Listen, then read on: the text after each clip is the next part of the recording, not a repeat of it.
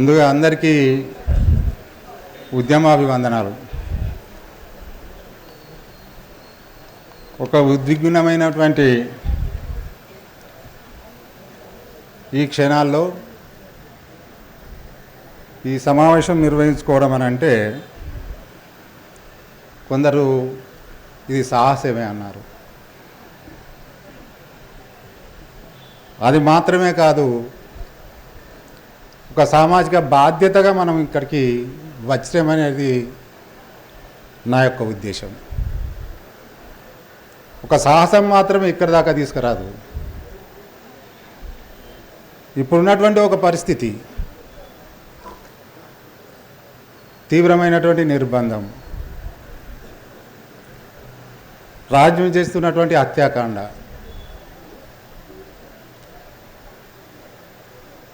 నోరు మెదిపితే జైళ్ళల్లో వేస్తున్నటువంటి సందర్భం,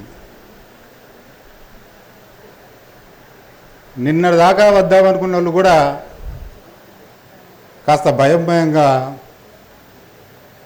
ఆగి ఉన్నటువంటి సందర్భం. ఇది జరుగుతుందో లేదో అన్నటువంటి ఒక అనుమానాలు.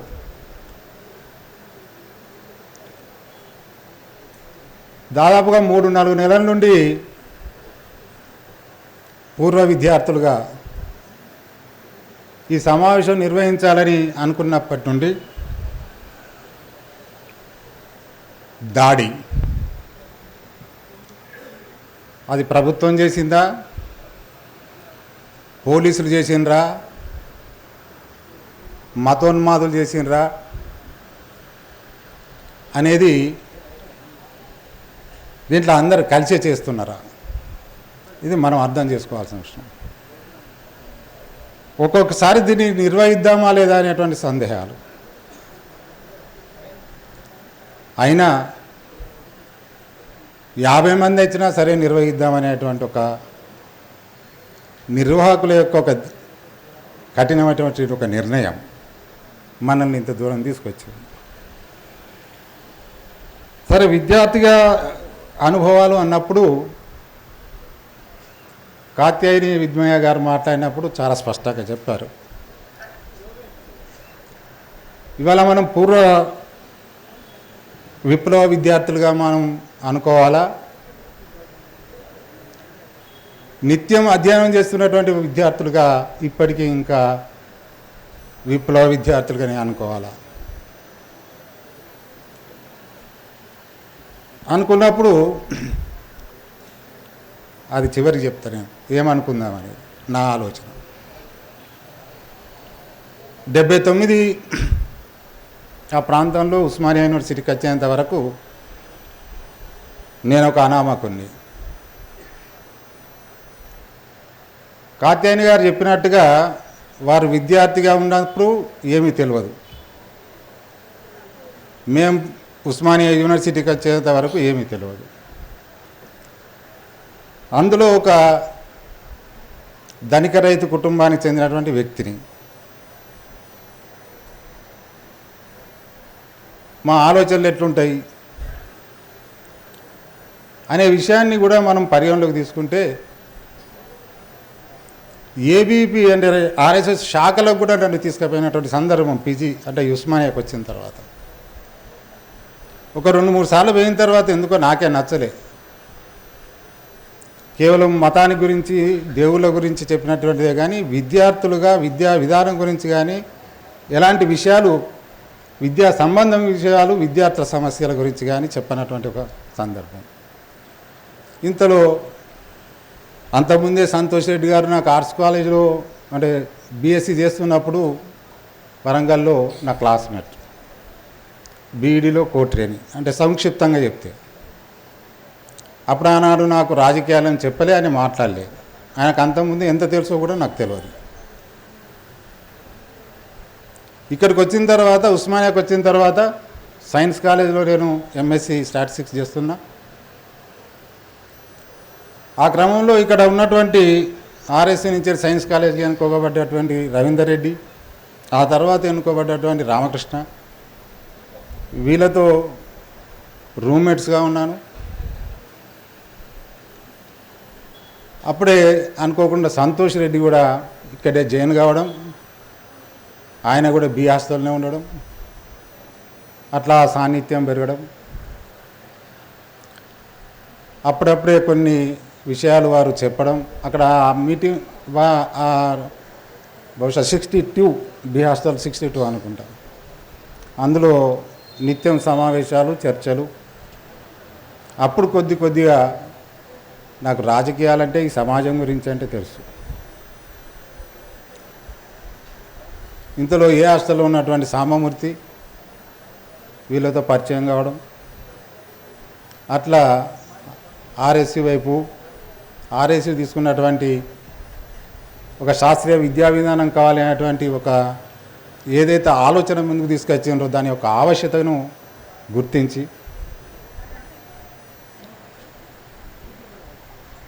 అది ఒక్కటే కాకుండా ఆర్ఎస్ ఒక సామాజిక బాధ్యతగా అన్ని వర్గాల గురించి, అన్ని వర్గాలను సంబంధించిన సమస్యల గురించి, అవి రైతాంగం కావచ్చు, కార్మికులు కావచ్చు, రైతు కూలీలు కావచ్చు,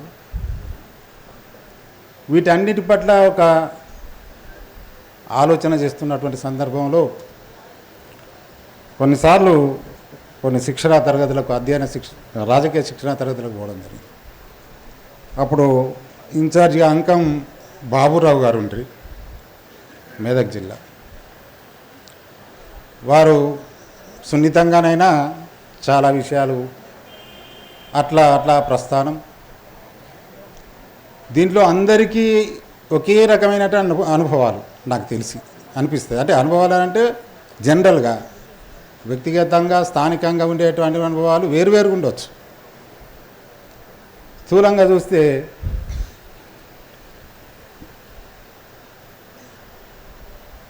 ఆర్ఎస్యు వచ్చినటువంటి ఒక పిలుపు చాలా ఒక గొప్ప పిలుపు, గ్రామాలకు తరలని అనేటువంటి ఒక ప్రోగ్రాం. అందులో మేము కూడా మమేకం కావడం. ఏం తెలుసుకున్నాం అప్పుడు? నిజంగానే అప్పుడు ఉన్నటువంటి సామాజిక పరిస్థితులు, గ్రామాల్లో ఉన్నటువంటి పేదల పరిస్థితి, దోపిడీ పరిస్థితి, రాజ్యం యొక్క హింస పరిస్థితి, వీటన్నిటిని ప్రత్యక్షంగా గ్రామాలకు పోతే తెలిసింది. దీని ద్వారా మార్క్సిజం అధ్యయనం చేయాల్సినటువంటి ఒక పరిస్థితి, దాన్ని అర్థం చేసుకోవాల్సిన పరిస్థితి ఒకటి రావడం. ఇట్లా నాకున్నటువంటి 2 సంవత్సరాల అనుభవమే ఉస్మానియా యూనివర్సిటీలో. ఆ 2 సంవత్సరాల అనుభవంలో తెల్లవార్లు రాత్రుళ్ళు వాల్ రైటింగ్స్ కావచ్చు, పోస్టర్లు రాయాల్సి అంతికించడం కావచ్చు, సిటీలలో వేరు కాలేజీలు తిరగడం కావచ్చు, ఇట్లా కొంత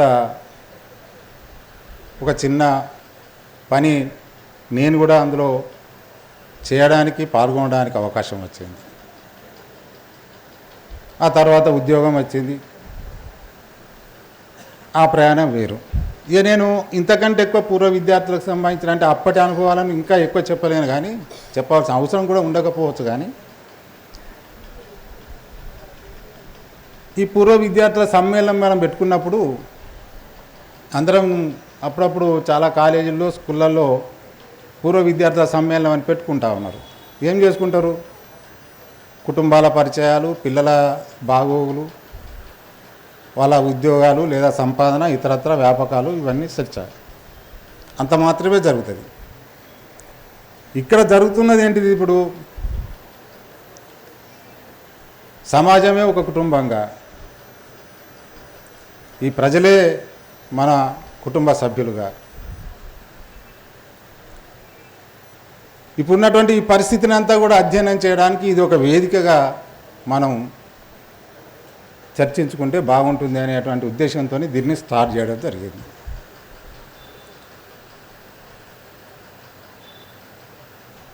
ఇందులో మొదలుపెట్టిన తర్వాత ఇది కూడా ఒక అనుభవంగా నేను ఇప్పుడు చెప్పదలుచుకున్నాను. ఇప్పుడు కూడా అనుభవం జరుగుతూ ఉన్నది.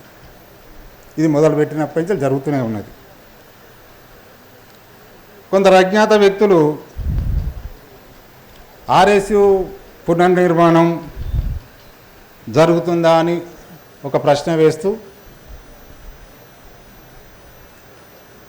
చాలా పెద్ద మ్యాటర్, అనేక రకాలుగా వక్రీకరణలు, కొన్ని వాస్తవాలు ఉండవచ్చు. ఆ వాస్తవాలను వక్రీకరించి అన్వయించడానికి ఉపయోగించుకోవచ్చు. కానీ ఇందులో వచ్చినటువంటి ప్రశ్నలను కూడా మనం అర్థం చేసుకోవాలి. ఆయన ఉద్దేశం, వాళ్ళు రాసిన ఉద్దేశాలు వేరు కావచ్చు. ఆ పేరు కూడా అవసరం లేదనుకుంటా, కానీ ఆ పేరు నిజంగా కూడా అది వాళ్ళ సొంత పేరు కాదు రాసిన ఆయనది.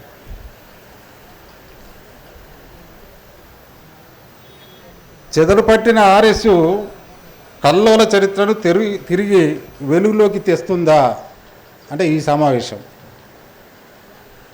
ఆయన వేసినటువంటి ఒక ప్రశ్న. ఆర్ఎస్యుది ఒక చరిత్ర రక్తసిక్తం, ఇది ఒక నిషేధించబడినటువంటి సంస్థ.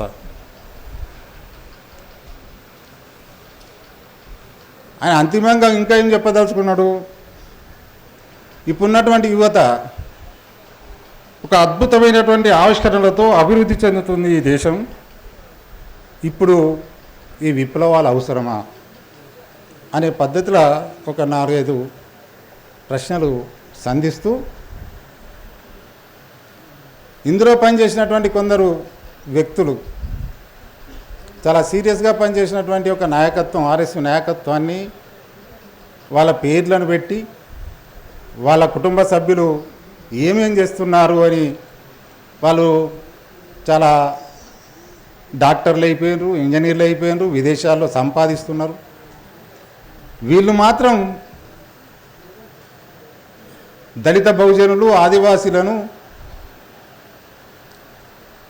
నక్సలైట్లుగా మారి వీళ్ళని అరాచకులను తయారు చేసి వీళ్ళు మాత్రం ఒక సంపన్నులుగా జీవిస్తున్నారు అనేది మరొక మాట అంటే ఇది కొత్తది కాదు. దశాబ్దాల తరబడి ఇది రాజ్యం చేస్తున్నటువంటి ఒక ప్రచారం. నేనేమంటున్నా అంటే,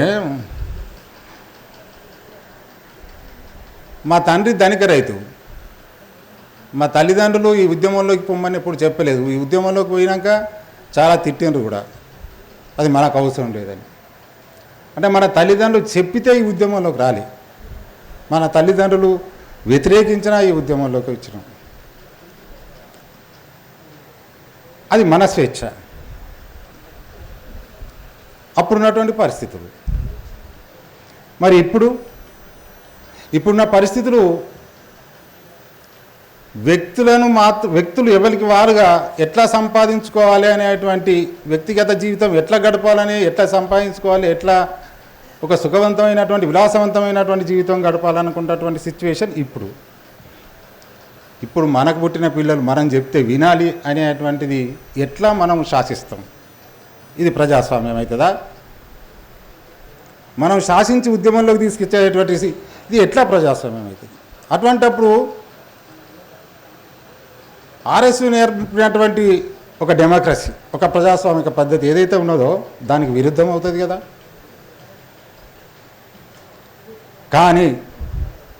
కాబట్టి మన పిల్లలు ఇట్లే అవుతుండ్రు కాబట్టి వదిలిపెడదామనేటువంటి ఒక మనకు లోపట మనస్సులో కలకల ఉన్నప్పటికీ దీన్ని సామూహికంగా ఎట్లా ఎదుర్కోవాలనేటువంటి ఒక సమస్యనే ఒక ప్రధానమైంది ఇప్పుడు మన ముందున్నది.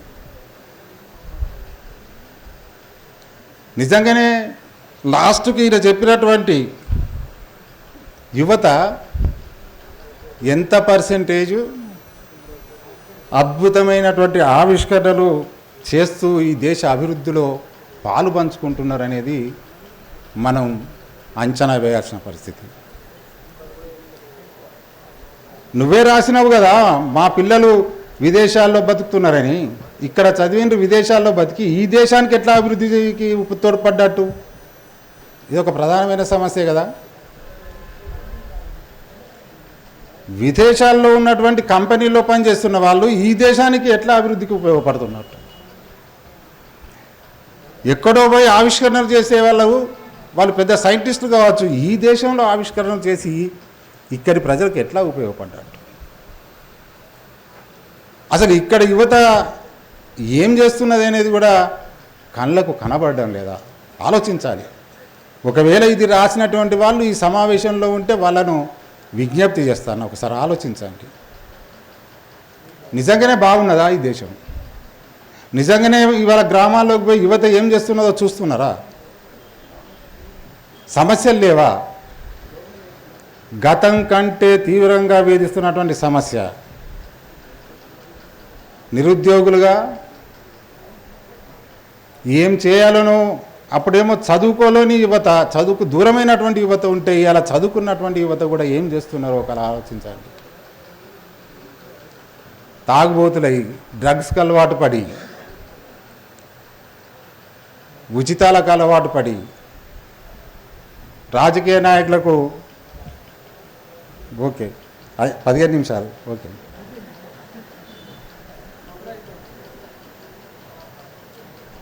ఉపయోగపడే ఒక కార్యకర్తలుగా వీళ్ళంతా దేశానికి ఏ రకంగా ఉపయోగపడ్డట్టు? ఇవాళనే తీవ్రమైన సమస్య ఉన్నది గతం కంటే. కాబట్టి ఇప్పుడు పని చేయాల్సినటువంటి ఒక పరిస్థితి నిజంగానే ఉంటే ఉన్నది అని భావిస్తున్నాం కూడా. 1970-80 ఆ ప్రాంతంలో ఉన్నటువంటి పరిస్థితికి భిన్నంగా అంతకంటే తీవ్రంగా ఈ సమస్య ఇక్కడ ఉన్నది. ఈ సమస్యను పరిష్కరించడానికి, ఈ సమస్యకు పరిష్కారం చూపడానికి ఈ వేదిక ఉపయోగపడితే చాలా సంతోషం.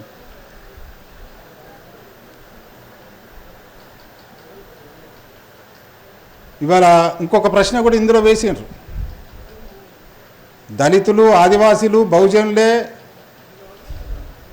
నక్సలైట్ ఉద్యమంలోకి పోయి వాళ్ళ జీవితాలను పాడు చేసుకుంటున్నారు, లేదా అమరులవుతున్నారు, వాళ్ళ ప్రాణాలు కోల్పోతున్నారు. వాటికి కారణం ఈ నాయకత్వం వహించే వాళ్ళు, ఈ రెచ్చగొట్టేటువంటి వాళ్ళు అని చెప్తున్నారు కదా.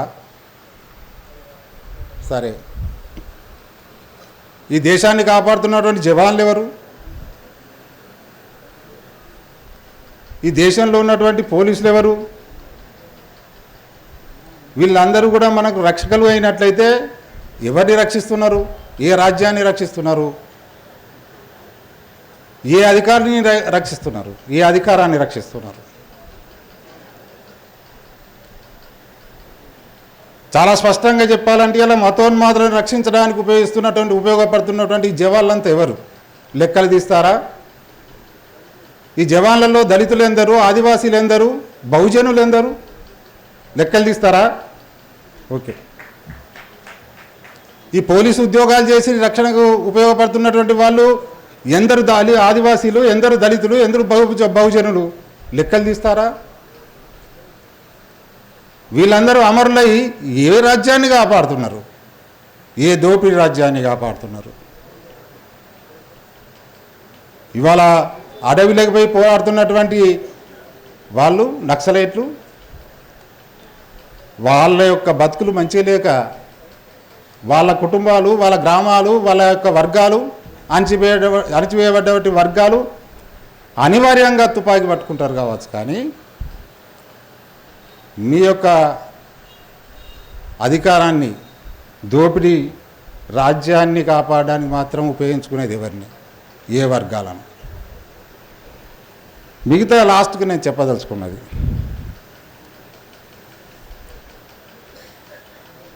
చాలా విషయాలు చెప్పచ్చు, కానీ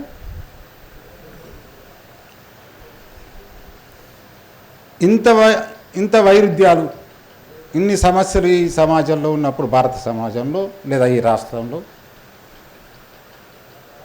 ఆర్ఎస్యు అనివార్యమైతే మళ్ళీ పుట్టుతుంది కావచ్చు తప్ప దాన్ని ఆహ్వానిస్తాం. ఎస్, ఒకవేళ ఆ యువతకు, ఆ విద్యార్థులకు నాయకత్వం వహించాల్సిన పరిస్థితి వస్తే ఇక్కడ ఉన్నటువంటి మనం ఏంటిది? వయోజనులం కదా. మరి మనం పేరు పెట్టుకుంటే ఎట్లుంటుంది? నేను ప్రతిపాదన చేస్తున్నా, రాడికల్ వయోజన సంఘం పెట్టుకుందామా? మరి లేదా నిత్య విద్యార్థులం కాబట్టి రాడికల్ వయోజన విద్యార్థి సంఘం పెట్టుకుందామా అని తెలియజేస్తూ సెలవు.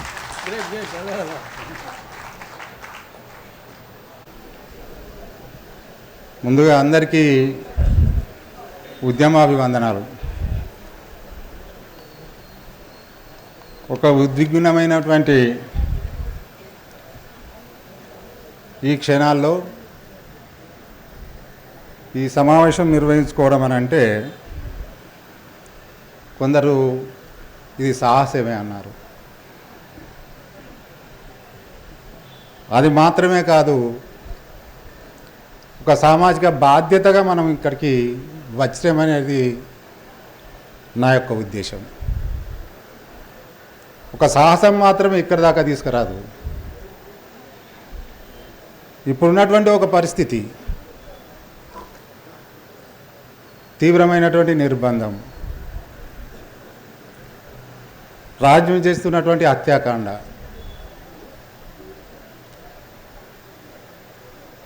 నోరు మెదిపితే జైళ్ళల్లో వేస్తున్నటువంటి సందర్భం, నిన్నటిదాకా వద్దామనుకున్న వాళ్ళు కూడా కాస్త భయంగా ఆగి ఉన్నటువంటి సందర్భం, ఇది జరుగుతుందో లేదో అనేటువంటి ఒక అనుమానాలు,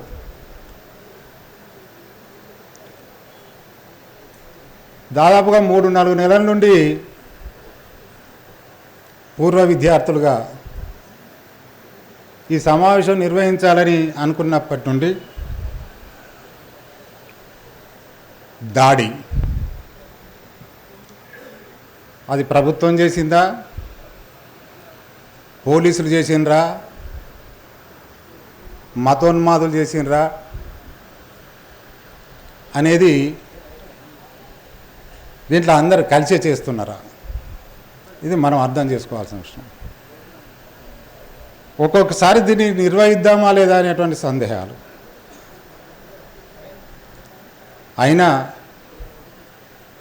50 మంది వచ్చినా సరే నిర్వహిద్దామనేటువంటి ఒక నిర్వాహకుల యొక్క ఒక కఠినమైనటువంటి ఒక నిర్ణయం మనల్ని ఇంత దూరం తీసుకొచ్చింది. సరే, విద్యార్థిగా అనుభవాలు అన్నప్పుడు కాత్యాయని విద్మయ్య గారు మాట్లాడినప్పుడు చాలా స్పష్టంగా చెప్పారు. ఇవాళ మనం పూర్వ విప్లవ విద్యార్థులుగా మనం అనుకోవాలా, నిత్యం అధ్యయనం చేస్తున్నటువంటి విద్యార్థులుగా ఇప్పటికీ ఇంకా విప్లవ విద్యార్థులుగానే అనుకోవాలా అనుకున్నప్పుడు అది చివరికి చెప్తాను ఏమనుకుందామనేది నా ఆలోచన. 79 ఆ ప్రాంతంలో ఉస్మానియా యూనివర్సిటీకి వచ్చేంత వరకు నేను ఒక అనామకుణ్ణి. కాత్యాయని గారు చెప్పినట్టుగా వారు విద్యార్థిగా ఉన్నప్పుడు ఏమీ తెలియదు, మేము ఉస్మానియా యూనివర్సిటీకి వచ్చేంత వరకు ఏమీ తెలియదు. అందులో ఒక ధనిక రైతు కుటుంబానికి చెందినటువంటి వ్యక్తిని. మా ఆలోచనలు ఎట్లుంటాయి అనే విషయాన్ని కూడా మనం పరిగణలోకి తీసుకుంటే, ఏబీపీ అంటే ఆర్ఎస్ఎస్ శాఖలకు కూడా నన్ను తీసుకుపోయినటువంటి సందర్భం పీజీ అంటే ఉస్మానియాకి వచ్చిన తర్వాత. ఒక 2-3 సార్లు పోయిన తర్వాత ఎందుకో నాకే నచ్చలే. కేవలం మతానికి గురించి దేవుళ్ళ గురించి చెప్పినటువంటిదే కానీ విద్యార్థులుగా విద్యా విధానం గురించి కానీ ఎలాంటి విషయాలు, విద్యా సంబంధం విషయాలు, విద్యార్థుల సమస్యల గురించి కానీ చెప్పనటువంటి ఒక సందర్భం. ఇంతలో అంతకుముందే సంతోష్ రెడ్డి గారు నాకు ఆర్ట్స్ కాలేజీలో అంటే బీఎస్సీ చేస్తున్నప్పుడు వరంగల్లో నా క్లాస్మేట్, బీఈడీలో కోట్రేని అంటే సంక్షిప్తంగా చెప్తే. అప్పుడు ఆనాడు నాకు రాజకీయాలని చెప్పలే, అని మాట్లాడలేదు. ఆయనకు అంతకుముందు ఎంత తెలుసో కూడా నాకు తెలియదు. ఇక్కడికి వచ్చిన తర్వాత, ఉస్మానియాకి వచ్చిన తర్వాత సైన్స్ కాలేజీలో నేను ఎంఎస్సి స్టాటిస్టిక్స్ చేస్తున్నా. ఆ క్రమంలో ఇక్కడ ఉన్నటువంటి ఆర్ఎస్సీ నుంచి సైన్స్ కాలేజీకి ఎన్నుకోబడ్డటువంటి రవీందర్ రెడ్డి, ఆ తర్వాత ఎన్నుకోబడ్డటువంటి రామకృష్ణ, వీళ్ళతో రూమ్మేట్స్గా ఉన్నాను. అప్పుడే అనుకోకుండా సంతోష్ రెడ్డి కూడా ఇక్కడే జాయిన్ కావడం, ఆయన కూడా బి హాస్టల్లోనే ఉండడం, అట్లా సాన్నిధ్యం పెరగడం. అప్పుడప్పుడే కొన్ని విషయాలు వారు చెప్పడం, అక్కడ ఆ మీటింగ్ బహుశా 62 బి హాస్టల్ 62 అనుకుంటా. అందులో నిత్యం సమావేశాలు, చర్చలు. అప్పుడు కొద్దిగా నాకు రాజకీయాలంటే ఈ సమాజం గురించి అంటే తెలుసు. ఇంతలో ఏ హాస్టల్లో ఉన్నటువంటి సామమూర్తి వీళ్ళతో పరిచయం కావడం, అట్లా ఆర్ఎస్సీ వైపు ఆర్ఎస్సీ తీసుకున్నటువంటి ఒక శాస్త్రీయ విద్యా విధానం కావాలి అనేటువంటి ఒక ఏదైతే ఆలోచన ముందుకు తీసుకొచ్చిండ్రో దాని యొక్క ఆవశ్యకతను గుర్తించి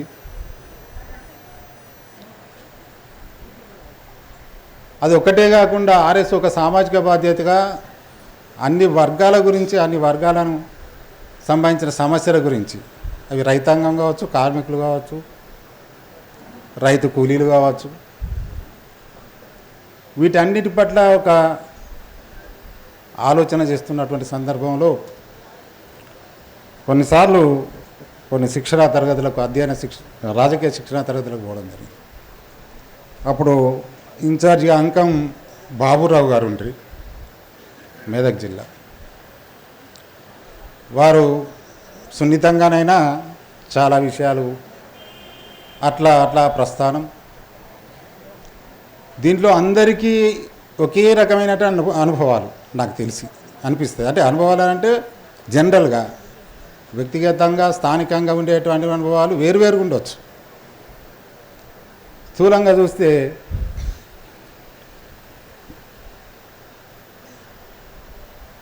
ఆర్ఎస్సీ వచ్చినటువంటి ఒక పిలుపు చాలా ఒక గొప్ప పిలుపు, గ్రామాలకు తరలని అనేటువంటి ఒక ప్రోగ్రాం. అందులో మేము కూడా మమేకం కావడం. ఏం తెలుసుకున్నాం అప్పుడు? నిజంగానే అప్పుడు ఉన్నటువంటి సామాజిక పరిస్థితులు, గ్రామాల్లో ఉన్నటువంటి పేదల పరిస్థితి, దోపిడీ పరిస్థితి, రాజ్యం యొక్క హింస పరిస్థితి, వీటన్నిటిని ప్రత్యక్షంగా గ్రామాలకు పోతే తెలిసింది. దీని ద్వారా మార్క్సిజం అధ్యయనం చేయాల్సినటువంటి ఒక పరిస్థితి, దాన్ని అర్థం చేసుకోవాల్సిన పరిస్థితి ఒకటి రావడం. ఇట్లా నాకున్నటువంటి 2 సంవత్సరాల అనుభవమే ఉస్మానియా యూనివర్సిటీలో. ఆ 2 సంవత్సరాల అనుభవంలో తెల్లవార్లు రాత్రుళ్ళు వాల్ రైటింగ్స్ కావచ్చు, పోస్టర్లు రాసి అంతికించడం కావచ్చు, సిటీలలో వేరు కాలేజీలు తిరగడం కావచ్చు, ఇట్లా కొంత ఒక చిన్న పని నేను కూడా అందులో చేయడానికి, పాల్గొనడానికి అవకాశం వచ్చింది. ఆ తర్వాత ఉద్యోగం వచ్చింది. ఆ ప్రయాణం వేరు. ఇక నేను ఇంతకంటే ఎక్కువ పూర్వ విద్యార్థులకు సంబంధించిన అంటే అప్పటి అనుభవాలను ఇంకా ఎక్కువ చెప్పలేను, కానీ చెప్పాల్సిన అవసరం కూడా ఉండకపోవచ్చు. కానీ ఈ పూర్వ విద్యార్థుల సమ్మేళనం మనం పెట్టుకున్నప్పుడు అందరం అప్పుడప్పుడు చాలా కాలేజీల్లో, స్కూళ్ళల్లో పూర్వ విద్యార్థుల సమ్మేళనం అని పెట్టుకుంటా ఉన్నారు. ఏం చేసుకుంటారు? కుటుంబాల పరిచయాలు, పిల్లల బాగోగులు, వాళ్ళ ఉద్యోగాలు లేదా సంపాదన, ఇతరత్ర వ్యాపకాలు, ఇవన్నీ చర్చ. అంత మాత్రమే జరుగుతుంది. ఇక్కడ జరుగుతున్నది ఏంటిది? ఇప్పుడు సమాజమే ఒక కుటుంబంగా, ఈ ప్రజలే మన కుటుంబ సభ్యులుగా, ఇప్పుడున్నటువంటి ఈ పరిస్థితిని అంతా కూడా అధ్యయనం చేయడానికి ఇది ఒక వేదికగా మనం చర్చించుకుంటే బాగుంటుంది అనేటువంటి ఉద్దేశంతో దీన్ని స్టార్ట్ చేయడం జరిగింది.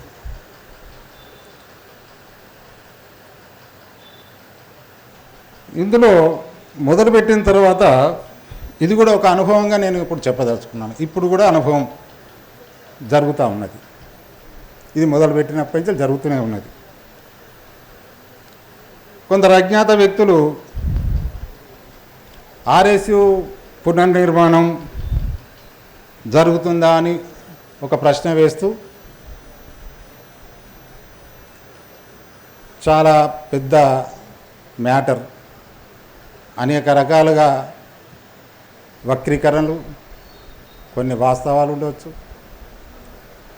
ఆ వాస్తవాలను వక్రీకరించి అన్వయించడానికి ఉపయోగించుకోవచ్చు. కానీ ఇందులో వచ్చినటువంటి ప్రశ్నలను కూడా మనం అర్థం చేసుకోవాలి. ఆయన ఉద్దేశం, వాళ్ళు రాసిన ఉద్దేశాలు వేరు కావచ్చు. ఆ పేరు కూడా అవసరం లేదనుకుంటా, కానీ ఆ పేరు నిజంగా కూడా అది వాళ్ళ సొంత పేరు కాదు రాసిన ఆయనది.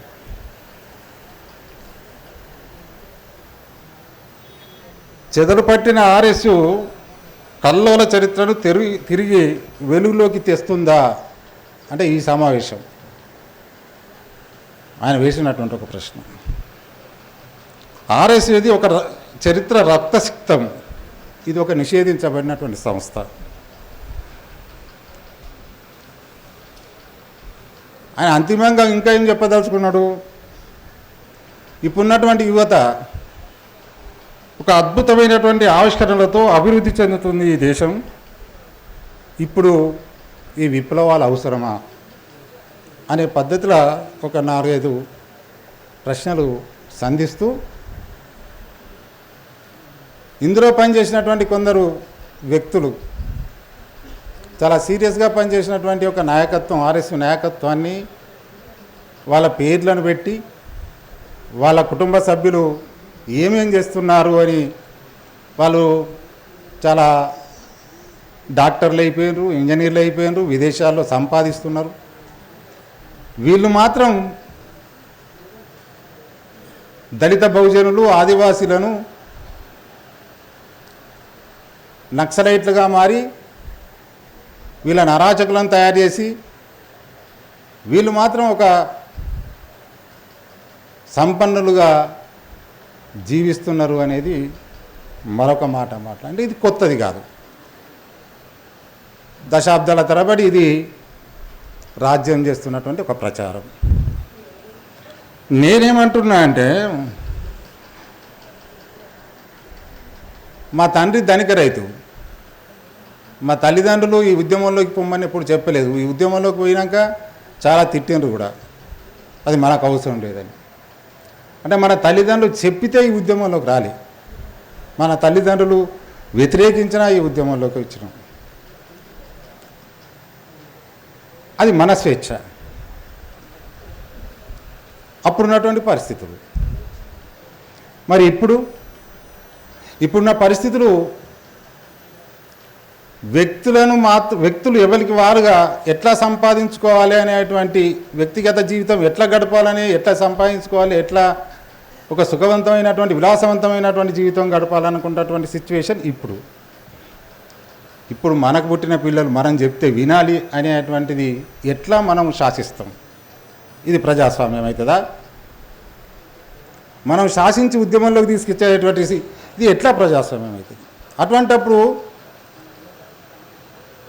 ఆర్ఎస్యు నేర్పినటువంటి ఒక డెమోక్రసీ, ఒక ప్రజాస్వామిక పద్ధతి ఏదైతే ఉన్నదో దానికి విరుద్ధం అవుతుంది కదా.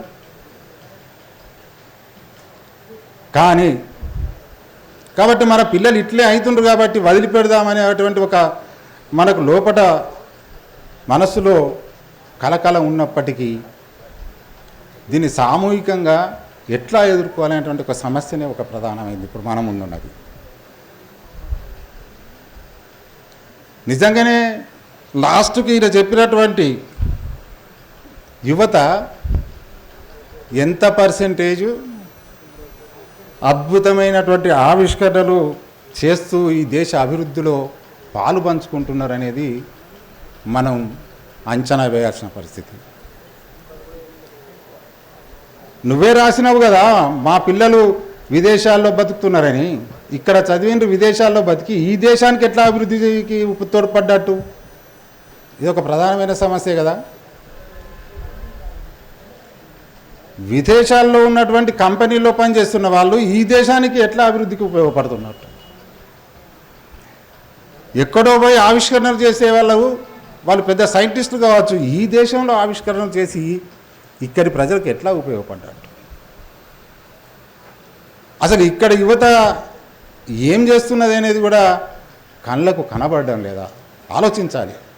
ఒకవేళ ఇది రాసినటువంటి వాళ్ళు ఈ సమావేశంలో ఉంటే వాళ్ళను విజ్ఞప్తి చేస్తాను, ఒకసారి ఆలోచించండి. నిజంగానే బాగున్నదా ఈ దేశం? నిజంగానే ఇవాళ గ్రామాల్లోకి పోయి యువత ఏం చేస్తున్నదో చూస్తున్నారా? సమస్యలు లేవా? గతం కంటే తీవ్రంగా వేధిస్తున్నటువంటి సమస్య నిరుద్యోగులుగా ఏం చేయాలనో అప్పుడేమో చదువుకోలేని యువత, చదువుకు దూరమైనటువంటి యువత ఉంటే ఇలా చదువుకున్నటువంటి యువత కూడా ఏం చేస్తున్నారో ఒకలా ఆలోచించండి. తాగుబోతులై డ్రగ్స్కి అలవాటు పడి, ఉచితాలకు అలవాటు పడి, రాజకీయ నాయకులకు ఓకే 15 నిమిషాలు ఓకే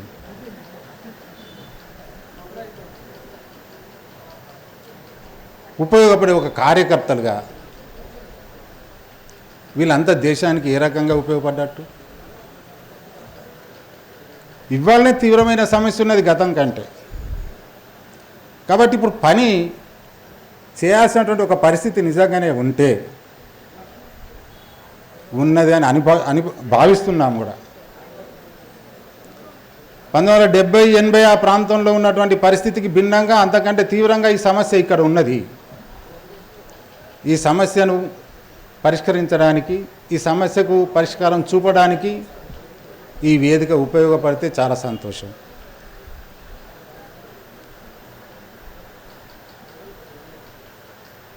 ఇవాళ ఇంకొక ప్రశ్న కూడా ఇందులో వేసిండ్రు. దళితులు, ఆదివాసీలు, బహుజనులే నక్సలైట్ ఉద్యమంలోకి పోయి వాళ్ళ జీవితాలను పాడు చేసుకుంటున్నారు, లేదా అమరులవుతున్నారు, వాళ్ళ ప్రాణాలు కోల్పోతున్నారు. వాటికి కారణం ఈ నాయకత్వం వహించే వాళ్ళు, ఈ రెచ్చగొట్టేటువంటి వాళ్ళు అని చెప్తున్నారు కదా.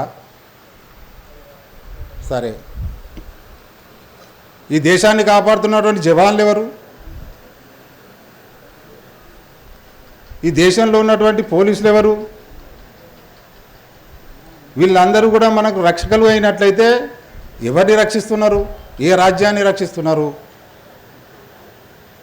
ఏ అధికారిని రక్షిస్తున్నారు? ఏ అధికారాన్ని రక్షిస్తున్నారు? చాలా స్పష్టంగా చెప్పాలంటే ఇలా మతోన్మాదులను రక్షించడానికి ఉపయోగపడుతున్నటువంటి జవాన్లంతా ఎవరు? లెక్కలు తీస్తారా? ఈ జవాన్లలో దళితులు ఎందరు? ఆదివాసీలు ఎందరు?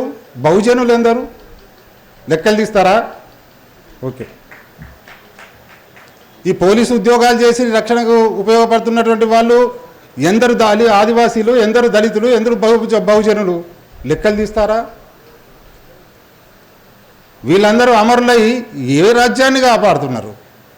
ఏ దోపిడీ రాజ్యాన్ని కాపాడుతున్నారు?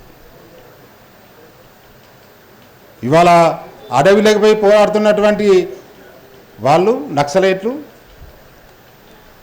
వాళ్ళ యొక్క బతుకులు మంచిగా లేక వాళ్ళ కుటుంబాలు, వాళ్ళ గ్రామాలు, వాళ్ళ యొక్క వర్గాలు, అణచివేయబడ్డ వర్గాలు అనివార్యంగా తుపాకీ పట్టుకుంటారు కావచ్చు. కానీ మీ యొక్క అధికారాన్ని దోపిడీ రాజ్యాన్ని కాపాడడానికి మాత్రం ఉపయోగించుకునేది ఎవరిని? ఏ వర్గాలను? మిగతా లాస్ట్కి నేను చెప్పదలుచుకున్నది,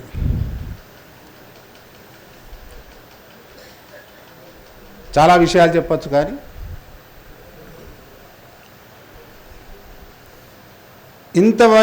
ఇంత వైరుధ్యాలు, ఇన్ని సమస్యలు ఈ సమాజంలో ఉన్నప్పుడు, భారత సమాజంలో లేదా ఈ రాష్ట్రంలో ఆర్ఎస్యు అనివార్యమైతే మళ్ళీ పుట్టుతుంది కావచ్చు తప్ప దాన్ని ఆహ్వానిస్తాం. ఎస్, ఒకవేళ ఆ యువతకు, ఆ విద్యార్థులకు నాయకత్వం వహించాల్సిన పరిస్థితి వస్తే ఇక్కడ ఉన్నటువంటి మనం మనం ఏంటిది వయోజనులం కదా. మరి మనం పేరు పెట్టుకుంటే ఎట్లుంటుంది? నేను ప్రతిపాదన చేస్తున్నా, రాడికల్ వయోజన సంఘం పెట్టుకుందామా మరి, లేదా నిత్య విద్యార్థులం కాబట్టి రాడికల్ వయోజన విద్యార్థి సంఘం పెట్టుకుందామా అని తెలియజేస్తూ సెలవు.